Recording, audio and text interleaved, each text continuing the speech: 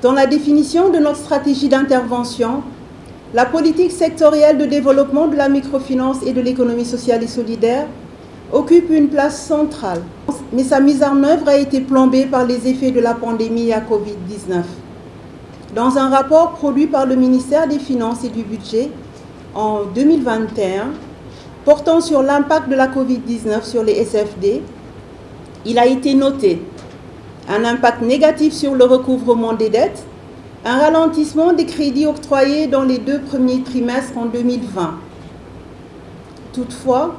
des mesures ont été prises pour atténuer ces effets, qui ont notamment porté sur les reports d'échéances et l'allègement temporaire du dispositif prudentiel. En sus, l'État a mis en place des mécanismes de financement dans le cadre de son programme de résilience économique et sociale. Parmi ces mesures, on peut noter l'appui au secteur informel par le canal des institutions de microfinance avec un fonds de 5 milliards logé au FONGIP sous forme de lignes de refinancement dans le cadre de l'accord cadre entre le gouvernement et la PBR. Dans le même temps, le retrait massif des PTF du secteur de la microfinance a mis en cause ou compromis le financement du plan d'action de la lettre de politique sectorielle de développement. L'occasion nous sera donnée lors des débats de passer en revue les projets identifiés au niveau du plan d'action prioritaire en vue d'apporter une contribution de qualité dans la réalisation d'actions directes susceptibles d'assurer un développement maîtrisé de ce secteur. Au moment où des réflexions sont engagées dans notre zone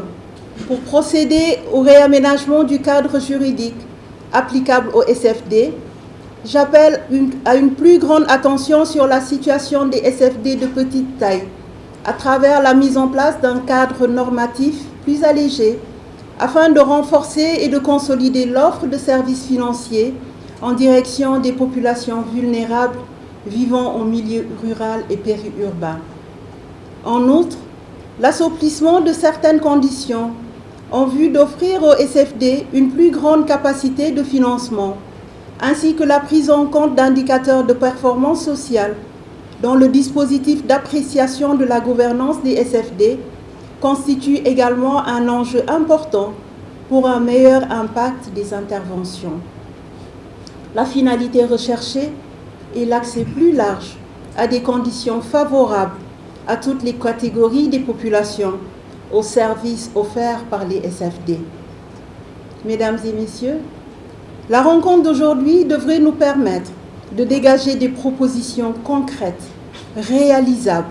dans un cadre financier stable, innovant, sécurisé et maîtrisé, en mettant à profit les acquis cumulés sur 3 décennies, depuis les années 1990, en s'engageant résolument